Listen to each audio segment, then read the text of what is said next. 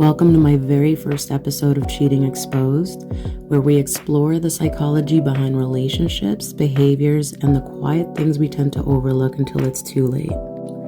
My name is Lourdes Fernandez, author of Cheating Exposed, and my book is now available on Amazon Kindle, link in bio. And today we're diving into something subtle yet powerful, the lack of emotional intimacy and how it can be one of the earliest signs of a cheater.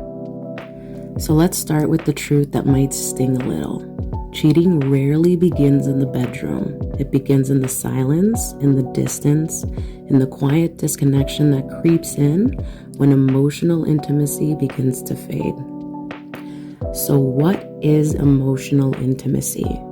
Emotional intimacy is the foundation of a healthy relationship.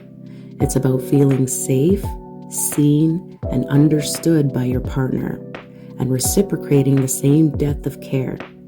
It involves vulnerability, empathy, meaningful communication, trust, and openness.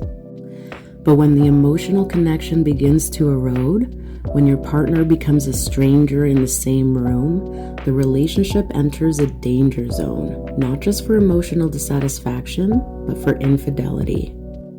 So let's talk about the red flags of emotional distance.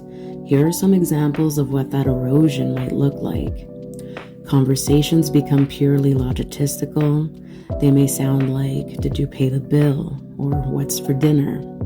They no longer ask about your day, your dreams, or your worries.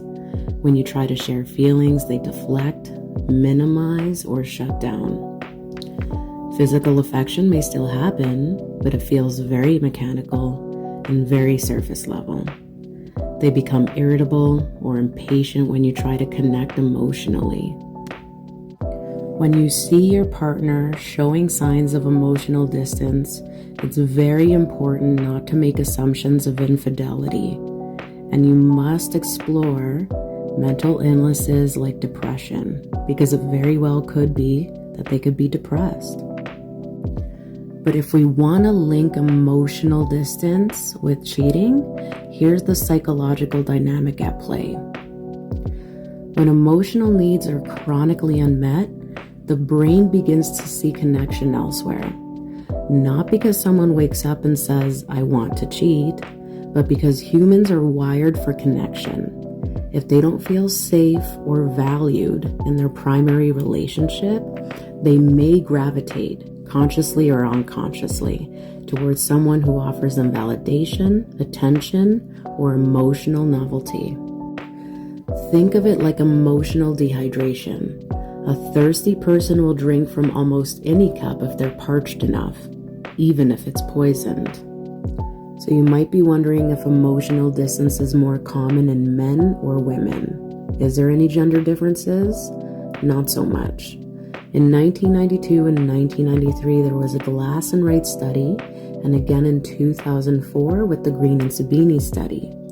Interestingly, the studies show that both men and women are susceptible to emotional affairs, often before physical ones ever occur.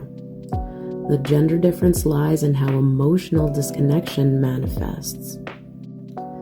Men feel unappreciated or emotionally dismissed and seek admiration elsewhere, while women may feel unseen or emotionally neglected and seek emotional attunement outside of the relationship.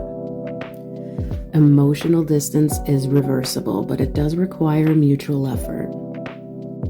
Now, I do want to remind you, if you're listening and realizing, wait, I see these signs in my own relationship, that doesn't automatically mean someone is cheating, but it does mean the relationship needs attention. Here's what I'd suggest. Number 1, name it, don't blame it. Talk to your partner. Say something along the lines of, "I miss feeling close to you. Can we talk about how we've been emotionally disconnected lately?" Number 2, create intentional emotional check-ins. Sit down once a week and ask real questions. How are we doing as a couple? Or what are you needing from me lately? Number 3, watch for emotional responsiveness. Do they lean in? Do they deflect? Or are they even aware there's a gap?